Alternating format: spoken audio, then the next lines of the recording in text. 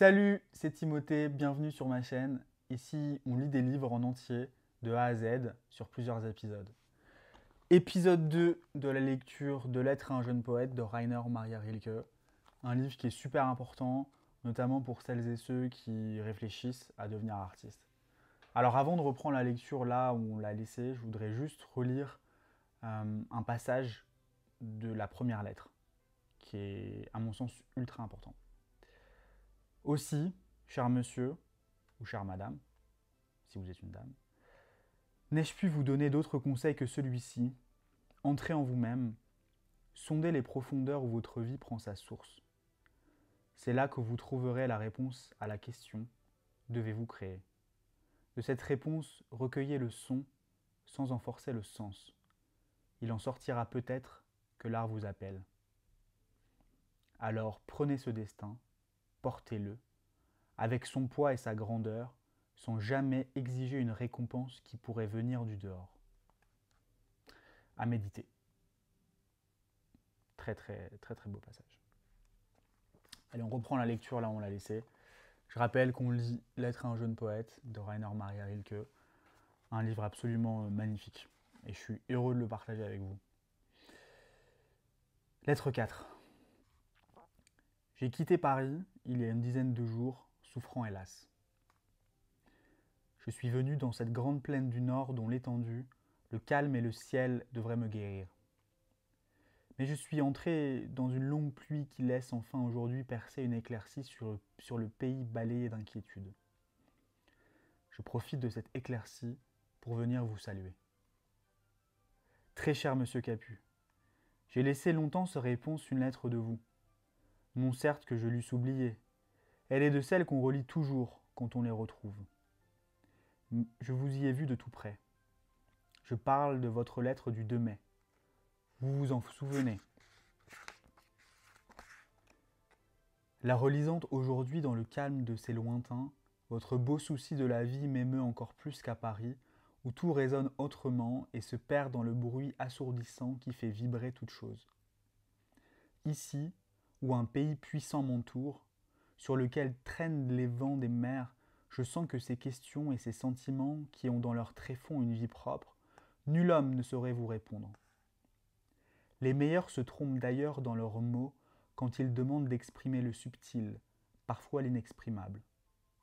Je crois cependant que vous ne resteriez sans réponse si vous vous teniez à des choses comme celles qui refont actuellement mes yeux. Si vous vous accrochez à la nature, à ce qu'elle a de simple en elle, de petit, à quoi que presque personne ne prend garde, qui, tout à coup, devient l'infiniment grand, l'incommensurable. Si vous étendez votre amour à tout ce qui est, très humblement, vous cherchez à gagner au serviteur la confiance qui semble misérable. Alors, tout vous deviendra plus facile, vous semblera plus harmonieux, et pour ainsi dire, plus conciliant. Votre entendement restera peut-être en arrière, étonné, mais votre conscience la plus profonde s'éveillera et saura, vous êtes si jeune, si neuf devant les choses, que je voudrais vous prier, autant que je sais le faire, d'être patient en face de tout ce qui n'est pas résolu dans votre cœur. Efforcez-vous d'aimer vos questions elles-mêmes, chacune comme une pièce qui vous serait fermée, comme un livre écrit dans une langue étrangère.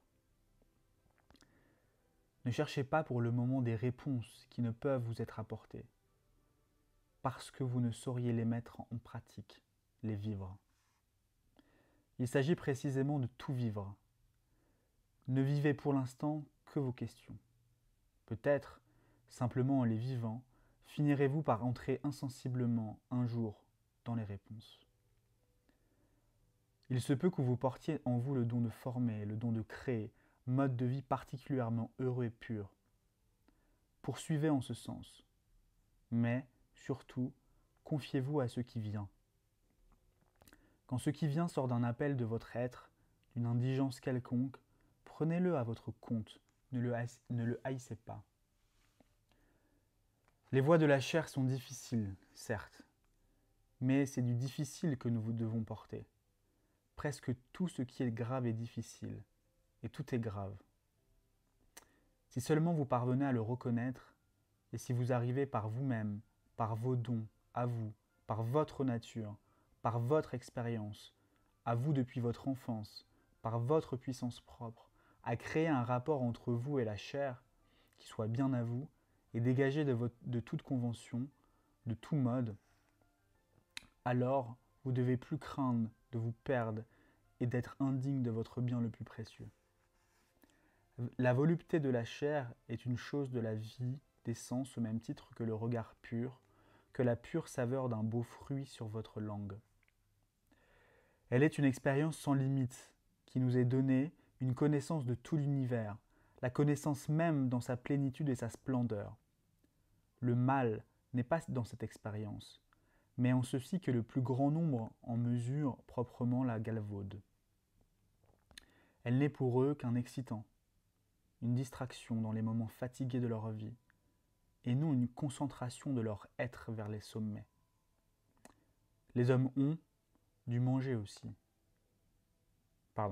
Les hommes ont dû manger aussi. Faites autre chose. Indigence d'un côté, pléthore de l'autre. Indigence d'un côté, pléthore de l'autre ont troublé la clarté de ce besoin. Aussi ont été troublés tous les besoins simples et profonds, par lesquels la vie se renouvelle. Mais chacun, pour soi-même, peut clarifier et les vivre clairement. Sinon tous, du moins l'homme de solitude. Il est donné à celui-là de reconnaître que toute beauté, chez les animaux comme chez les plantes, est une forme durable et nue de l'amour et du désir. Il voit les animaux et les plantes s'accoupler, se multiplier et croître, avec patience et docilité, non pour servir la loi du plaisir ou de la souffrance, mais une loi qui dépasse plaisir et souffrance et l'emporte sur toute volonté ou résistance. Face que ce mystère, dont la terre est pleine jusqu'à ses moindres choses, l'homme le recueille avec plus d'humilité, qu'il le porte, qu'il le supporte plus gravement. Au lieu de prendre à la légère, qu'il ressente combien il est lourd, qu'il ait le culte de sa fécondité. Qu'elle soit de la chair ou de l'esprit, la fécondité est une. Car l'œuvre de l'esprit procède de l'œuvre de la chair et partage sa nature. Elle n'est que la reproduction en quelque sorte plus mystérieuse, plus pleine d'extase, plus éternelle de l'œuvre charnelle. Le sentiment que l'on est créateur, le sentiment que l'on peut engendrer, donner forme, n'est rien sans cette confirmation perpétuelle et universelle du monde, sans l'approbation 1000 fois répétée des choses et des animaux. La jouissance d'un tel pouvoir n'est indiciblement belle et pleine que parce qu'elle est riche de l'héritage d'engendrement et d'enfantement de millions d'êtres. En une seule pensée créatrice revivent 1001 nuits d'amour oubliées qui en font la grandeur et le sublime. Ceux qui s'y joignent au cours des nuits, qui s'enlacent dans une volupté berceuse, accomplissent une œuvre grave. Ils amassent douceur, gravité et puissance pour le chant de ce poète qui se lèvera et dira d'inexprimable bonheur. Tous, ils appellent l'avenir. Et, quand ils font fausse route, quand ils sont aveugles dans leurs étreintes, l'avenir vient. Un homme de plus se lève, et du fond du hasard, semblant seul ici obéi, s'éveille la loi qui veut que tout germe fort et puissant perce son chemin vers l'œuf qui s'avance ouvert. Ne vous laissez pas tromper par les apparences. Dans le profond, tout est loi. Et pour ceux qui vivent mal ce mystère, qui se fourvoient, et c'est le plus grand nombre, le mystère n'est perdu que pour eux-mêmes. Ils ne le transmettent pas moins aux autres comme une lettre scellée sans en rien connaître. Que l'infinie variété des cas, la multiplicité des mots qui les désignent ne vous fassent pas douter là. Tout est peut-être régi par une vaste maternité, une commune passion. La beauté de la jeune fille, de cet être qui, comme vous le dites si joliment, n'a encore rien donné, est faite à la fois du pressentiment, du désir et de l'effroi de la maternité. La beauté de la femme, quand elle est mère, est faite de la maternité qu'elle sert. Et quand elle est parvenue à la vieillesse, de ce grand souvenir qui vit en elle. L'homme, me semble-t-il, est aussi maternité, au physique et au moral. Engendrer est pour lui une manière d'enfanter, et c'est réellement enfanter que de créer sa plus intime plénitude. Les sexes sont peut-être plus parents qu'on ne le croit. Et le grand renouvellement du monde tiendra sans doute en ceci. L'homme et la femme, libérés de toutes leurs erreurs, de toutes leurs difficultés, ne se rechercheront plus comme des contraires, mais comme des frères et sœurs, comme des proches. Ils uniront leurs humanités pour supporter ensemble, gravement, patiemment, le poids de la chair difficile qui leur a été donnée. Mais tout ce qui ne sera qu'un jour lointain possible au nombre, l'homme de solitude peut dès maintenant jeter la base, la bâtir de ses mains qui se trompent moins. Aussi, cher monsieur, aimez votre solitude, supportez-en la peine. Que la plainte qui vient en vous soit belle. Vous dites que vos proches vous sont lointains, c'est qu'il se fait un espace autour de vous. Si tout ce qui est proche de vous semble loin, c'est que cet espace touche les étoiles, qu'il est déjà très étendu. Réjouissez-vous de votre marche. Réjouissez-vous de votre marche en avant. Personne ne peut vous y suivre. Soyez bons envers ceux qui restent en arrière, sûrs de vous et tranquilles en face d'eux. Ne les tourmentez pas avec vos doutes. Ne les effrayez pas par votre foi, par votre enthousiasme. Ils ne pourraient comprendre. Cherchez à communier avec eux dans le simple et dans le fidèle. Cette communion ne doit pas nécessairement subir les mêmes transformations que vous. Aimez en eux la vie sous une forme étrangère. Ayez de l'indulgence pour ceux qui a l'âge de faire redouter cette solitude à laquelle vous vous abandonnez. Évitez de nourrir le drame toujours pendant... Évitez de nourrir le drame toujours pendant entre parents et enfants. Ils usent tant la force des enfants. Il épuise cet amour des vieux qui n'a pas besoin de comprendre pour agir et pour réchauffer. Ne leur demandez pas conseil. Renoncez à être compris d'eux. Croyez seulement en un amour qui vous est gardé comme un bien héritage. Soyez certain qu'il y a dans cet amour une force, une bénédiction qui peuvent vous accompagner aussi loin que vous alliez. Il est bien que vous adoptiez d'abord une carrière qui vous rende indépendant et vous livre entièrement et à tous les sens à vous-même. Attendez patiemment de savoir si votre vie la plus profonde se sent à l'étroit dans le cadre de votre métier.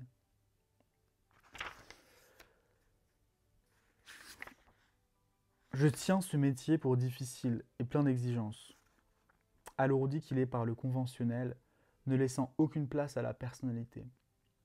Mais votre solitude, même dans ces conditions, vous sera soutien et foyer. C'est d'elle que vous tiendrez vos chemins. Mes vœux sont prêts à vous y accompagner, et ma confiance, vôtre, Rainer Maria Rilke. Je suis désolé, je bute pas mal sur les mots.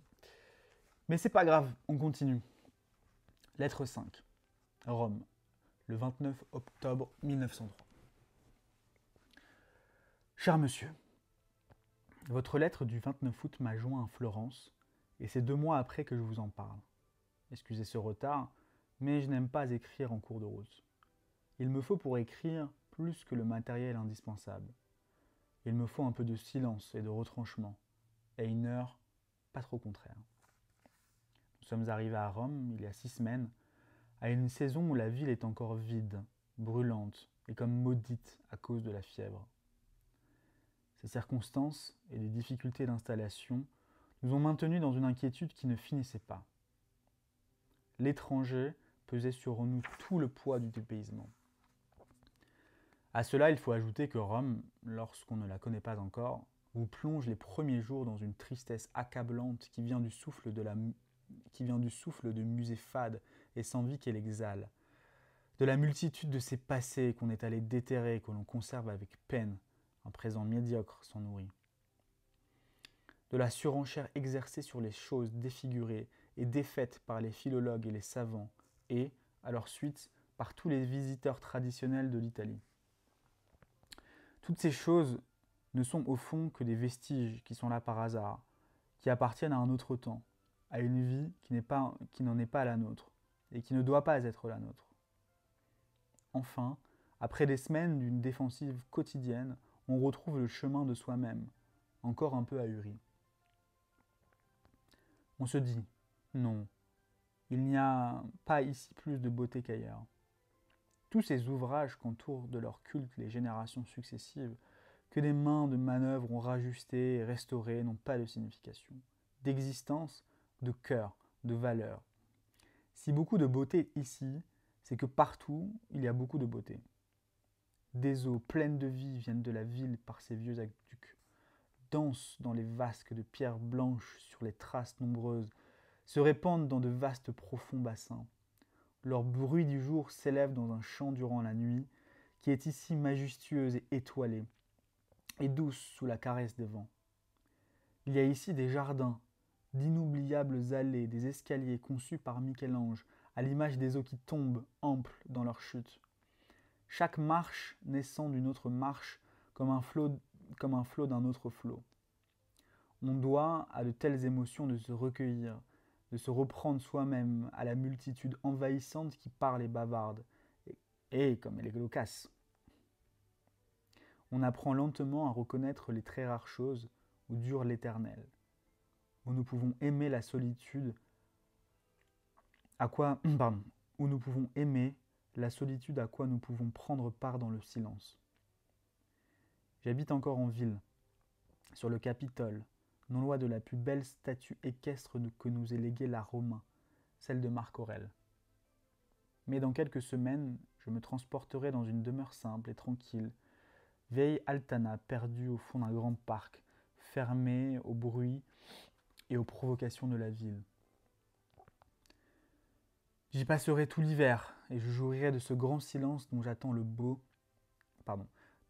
cadeau d'heures bonnes et pleines. De là-bas, où je serai plus chez moi, je vous écrirai moins brièvement et je reviendrai sur votre dernière lettre.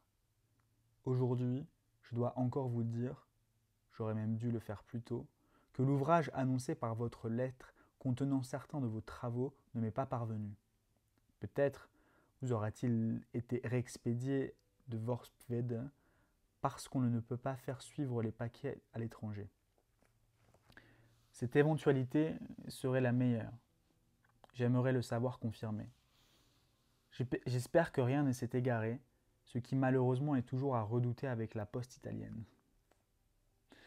J'aurais reçu le livre avec plaisir, comme tout ce qui vient de vous. Quant aux vers qui sont nés depuis, je les lirai, si vous me les confiez. Je les relirai et les vivrai avec autant de cœur que je le puis. Salutations et vœux. Vôtre, Rainer Maria Rilke. Lettre 6. Rome, le 23 décembre 1903. Cher Monsieur Capu, mon salut ne doit pas vous manquer pour le temps de Noël, quand, au milieu de la fête, vous porterez votre solitude plus durement qu'en un autre temps. Si vous sentez qu'alors votre solitude est grande, réjouissez-vous-en. Dites-vous bien, que serait une solitude qui ne serait pas une grande solitude? La solitude est une. Elle est par essence grande et lourde à porter.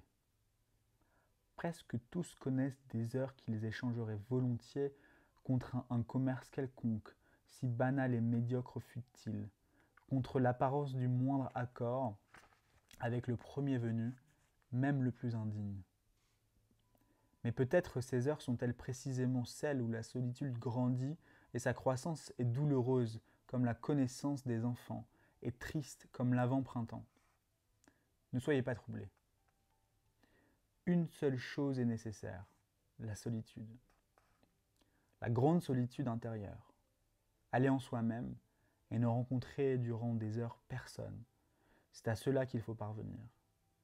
Être seul comme l'enfant est seul quand les grandes personnes vont et viennent, mêlées à des choses qui vous semblent grandes à l'enfant et importantes du seul fait que les grandes personnes s'en affairent et que l'enfant ne comprend rien à ce qu'elles font. Le jour où l'on voit que leurs soucis sont misérables, leur métier refroidi et sans rapport avec la vie, comment alors ne pas continuer de les regarder?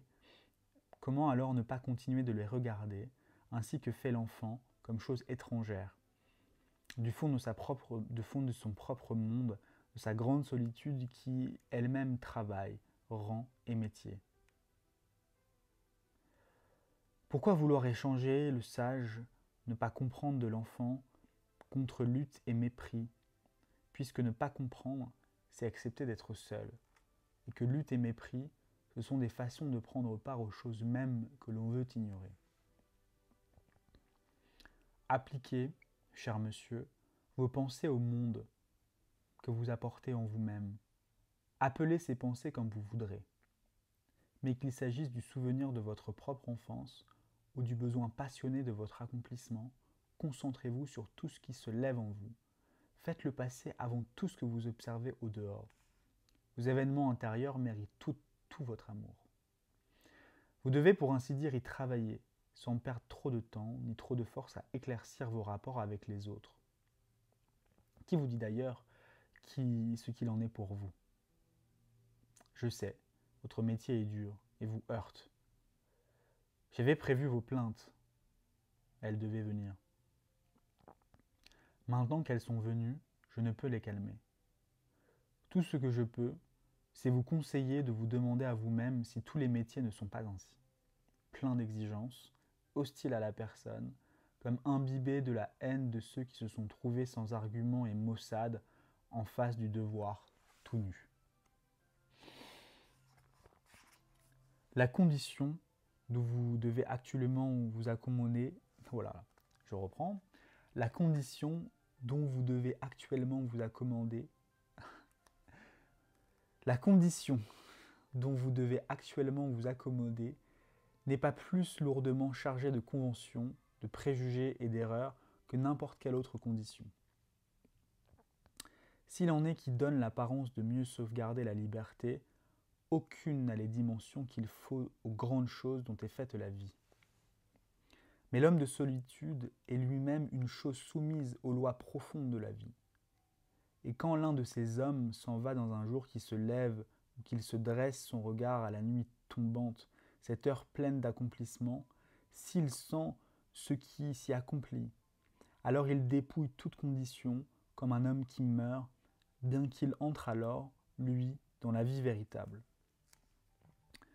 Quand vos traverses d'officier, cher monsieur Capu, vous en auriez connu de pareils dans toute autre profession. Et même si, loin de tout métier, vous aviez cherché à créer entre vous et la société des rapports souples et libres, ce sentiment d'oppression ne vous aurait pas épargné. Il en va partout ainsi. Mais ce n'est pas une raison d'être inquiet ou triste. S'il n'est pas de communion entre les hommes et vous, essayez d'être près des choses, elles ne vous abandonneront pas. Il y a encore des nuits, il y a encore des vents qui agitent les arbres et courent sur les pays. Dans le monde des choses et dans celui des bêtes, tout est plein d'événements auxquels vous pourrez prendre part. Les enfants sont toujours comme l'enfant que vous fûtes, tristes et heureux. Et si vous pensez à votre enfance, vous revivez parmi eux, parmi les enfants secrets. Les grandes personnes ne sont rien, leur dignité ne répond à rien. Si vous éprouvez angoisse et tourment en évoquant votre enfance, dans tout ce qu'elle a de simple et de secret, parce que vous ne pouvez plus croire en Dieu qui s'y trouve à chaque pas, alors demandez-vous, cher monsieur Capu, si vous avez vraiment perdu Dieu. N'est-ce pas plutôt que vous ne l'avez jamais possédé? Quand donc, en effet, l'auriez-vous possédé? Croyez-vous que l'enfant puisse le tenir dans ses bras, lui que l'homme fait porte avec tant de peine et dont le poids écrase le vieillard? Croyez-vous que celui qui le possède pourrait le perdre comme on perd un caillou.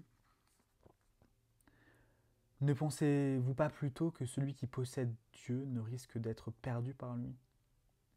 Mais si vous reconnaissez que Dieu n'était pas dans votre enfance, et même s'il n'était pas avant vous, si vous présentez que le Christ a été dupe de son amour, comme Mahomet le fut de son orgueil, si vous éprouvez avec effroi le sentiment, alors même où nous parlons de lui, que Dieu n'est pas, comment donc vous manquerait-il, ainsi que vous manquerez un passé, puisqu'il n'a jamais été, et pourquoi le chercher comme si vous l'aviez perdu?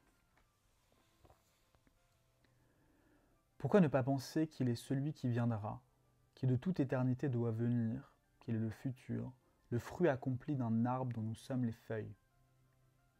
Quoi donc vous empêche de projeter sa venue dans le devenir et de vivre votre vie comme un des jours douloureux et beaux d'une sublime grossesse? Ne voyez-vous donc pas que tout ce qui arrive est toujours un commencement? Ne pourrait-ce pas être son commencement à lui? Il est tant de beauté dans tout ce qui commence.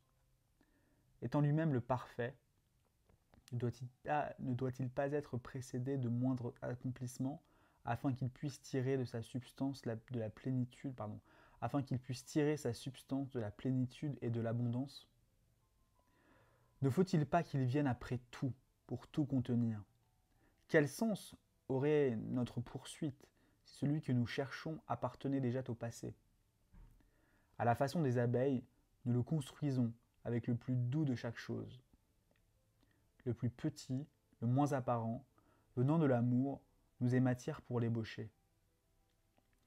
Nous le commençons dans le travail, dans ce repos qui suit, dans ce silence, dans ce court élan de joie intérieure. Nous le commençons de tout ce que nous faisons seuls, sans assistance, sans l'adhésion des autres. Nous le connaîtrons pas dans notre existence, pas plus que nos ancêtres n'ont pu nous connaître dans la leur. Et pourtant, ces êtres du passé vivent en nous, au fond de nos penchants, dans le battement de notre sang. Ils pèsent sur notre destin. Ils sont ce geste qui remonte de la profondeur du temps. Quoi donc pourrait nous priver de l'espoir d'être un jour en lui, par-delà toute limite? Fêtez Noël, cher monsieur Capu, dans ce pieux sentiment. Pour commencer en vous, n'aurait-il pas besoin de votre angoisse devant la vie? Ces jours de traverse sont peut-être le temps où tout en vous travaille pour lui. Déjà, enfant, vous avez travaillé pour lui, haletant. Soyez patient et de bonne volonté. Le moins que nous puissions faire, c'est de ne pas plus lui résister que de résister la terre au printemps quand il vient. Soyez joyeux et plein de confiance. Vôtre, Rainer Maria Rilke. On arrive à la lettre 7. Rome, le 14 mai 1904. Mon cher monsieur Capu, un long temps s'est écoulé depuis notre dernière lettre. Ne m'en veuillez pas. Travail, soucis quotidiens, malaise m'ont empêché de vous écrire. Et je tenais à ce que ma réponse vous vînt de jours calmes et bons. L'avant-printemps, avec ses vilaines sautes d'humeur, a été ici fortement ressenti. Aussi, je me sens un peu mieux, et je viens, cher monsieur Capu, vous saluer et vous dire de mon mieux, je le fais de tout cœur, diverses choses à propos de votre dernière lettre. Vous voyez, j'ai copié votre sonnet, parce que je l'ai trouvé beau et simple, et né dans une forme qui lui permet de se mouvoir avec une calme décence. De tous les vers que j'ai lus de vous, ce sont les meilleurs. Je vous offre cette copie, sachant combien il est important et plein d'enseignements de retrouver son propre travail dans une écriture étrangère. Lisez ces vers Lisez ces vers comme s'ils étaient d'un autre, et vous sentirez tout au fond de vous-même combien ils sont à vous. Ce m'a été une joie de relire souvent ce sonnet et votre lettre. Je vous remercie, de l'un et de l'autre. Ne vous laissez pas troubler de votre solitude parce que vous sentez... Oh, je suis désolé. Je reprends. Ne vous laissez pas troubler dans votre solitude parce que vous sentez en vous des velléités d'en sortir. Ces tentations doivent même vous aider si vous les utilisez dans le calme et la réflexion comme un instrument pour étendre votre solitude à un pays plus riche et encore plus vaste. Les hommes ont pour toutes les choses des solutions faciles, conventionnelles, les plus faciles des solutions faciles. Il est pourtant clair que nous devons nous en tenir au difficile. Tout ce qui vit s'y tient. Chaque être se développe et se défend selon son mode et tire de lui-même cette forme unique qui est propre à tout prix et tout obstacle, et contre tout obstacle. Nous savons peu de choses, mais qu'il faille nous en tenir au difficile, c'est là une certitude Je recommence, c'est les aléas de ne pas couper les vidéos. Nous savons peu de choses, mais qu'il faille nous tenir au difficile, c'est là une certitude qui ne doit pas nous quitter. Il est bon d'être seul parce que la solitude est difficile. Qu'une chose soit difficile doit nous être une raison de plus nous y tenir. Il est bon aussi d'aimer, car l'amour est difficile. L'amour d'un être humain pour un autre, c'est peut-être l'épreuve la plus difficile pour chacun de nous. C'est le plus haut témoignage de nous-mêmes. L'œuvre suprême dont toutes les autres ne sont que les préparations. C'est pour cela que les êtres jeunes, neufs en toutes choses, ne savent pas encore aimer. Ils doivent apprendre. De toutes les forces de leur être concentrées dans leur cœur qui bat anxieux et solitaire, ils apprennent à aimer. Tout apprentissage est un temps de clôture. Ainsi, pour celui qui aime, l'amour n'est longtemps et jusque large dans la vie que solitude, solitude toujours plus intense et plus profonde. L'amour, ce n'est pas dès l'abord se donner, s'unir à un autre. Que serait l'union de deux êtres encore imprécis, inachevés et dépendants? L'amour, c'est l'occasion unique de mûrir, de prendre forme, de devenir soi-même un monde pour l'amour de l'être aimé. C'est une haute exigence, une ambition sans limite, qui fait de celui qui aime un élu qu'elle appelle le large. Dans l'amour, quand il se présente, ce n'est que l'obligation de travailler à eux-mêmes que les êtres jeunes devraient voir.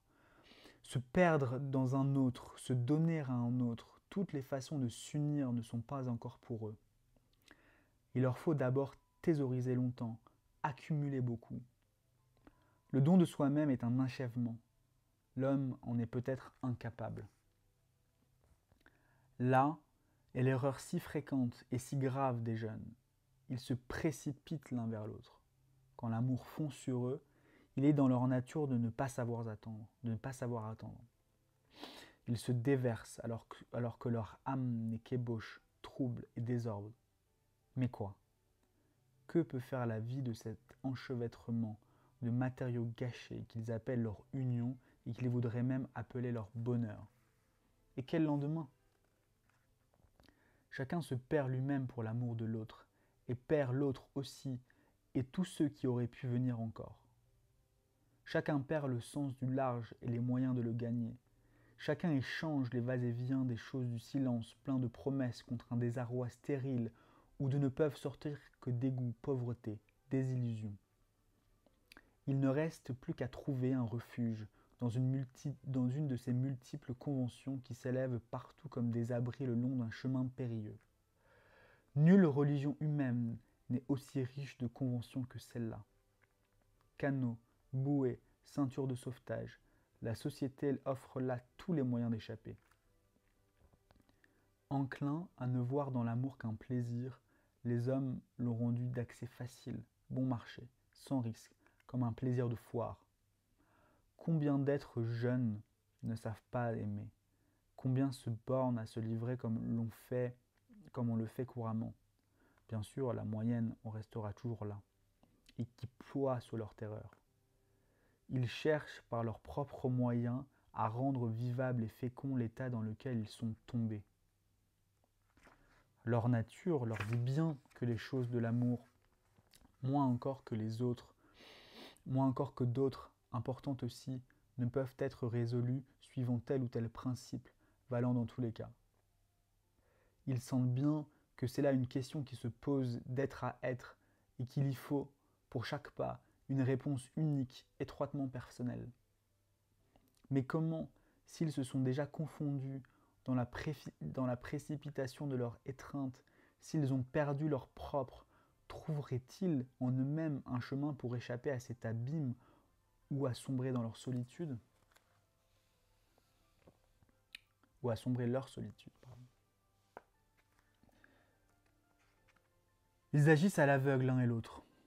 Ils unissent leur meilleur vouloir à se passer de conventions comme le mariage, pour tomber dans des conventions moins voyantes, certes, mais tout aussi mortelles.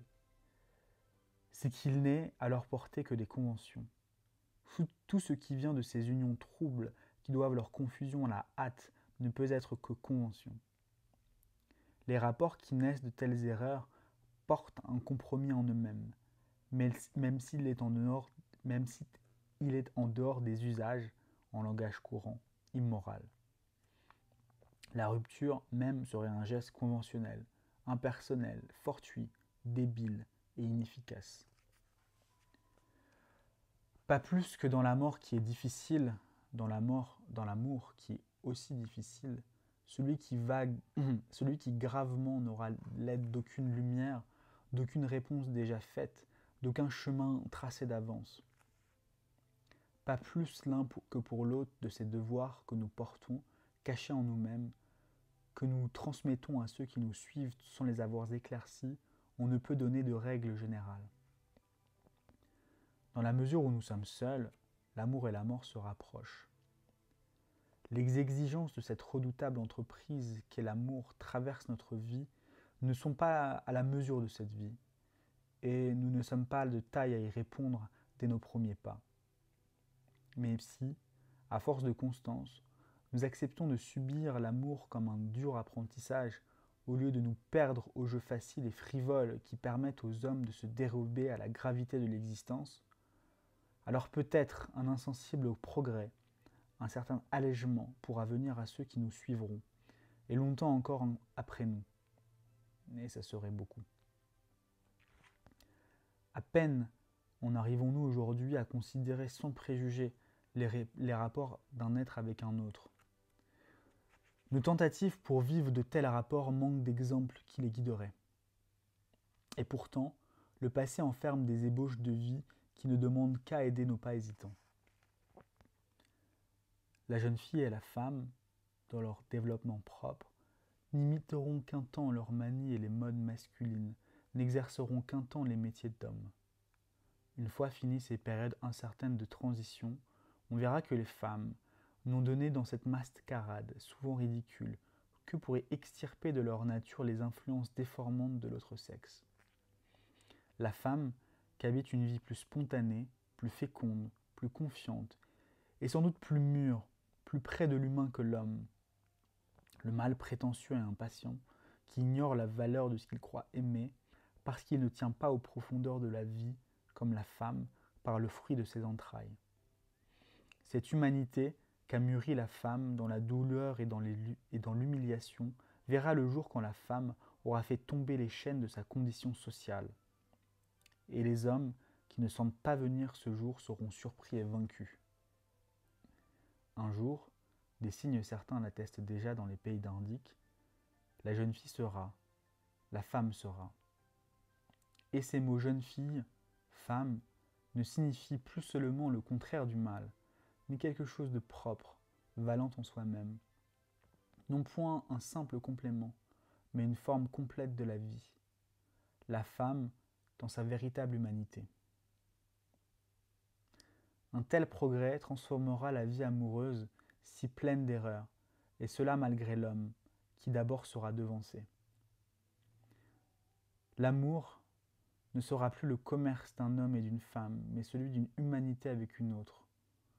Plus près de l'humain, Il sera infiniment plus délicat et plein d'égards, bon et clair dans toutes les choses qu'il nous dénoue. Dans toutes les choses qu'il noue ou dénoue. Il sera cet amour que nous préparons, en luttant durement, deux solitudes se protégeant, se complétant, se limitant et s'inclinant l'une devant l'autre. Ceci encore. Ne croyez pas que l'amour que vous avez connu adolescent doit être perdu. N'a-t-il pas fait germer en vous des aspirations riches et fortes, des projets dont vous vivez encore aujourd'hui? Je crois bien que cet amour ne survit si fort et si puissant dans votre souvenir parce qu'il a été pour vous la première occasion d'être seul au plus profond de vous-même, le premier effort intérieur que vous ayez tenté dans votre vie. Tous mes vœux, cher Monsieur Capu, vôtre, Rainer Maria Rilke. On va s'arrêter là pour cet épisode. C'était compliqué à lire parce que les phrases sont longues mais elles sont magnifiques. Et j'ai envie de les relire une fois la caméra éteinte parce qu'on y apprend beaucoup de choses à la fois sur l'amour mais aussi sur la solitude. Merci d'avoir regardé ces vidéos et d'avoir supporté mes bégaiements. Et je vous dis à la prochaine fois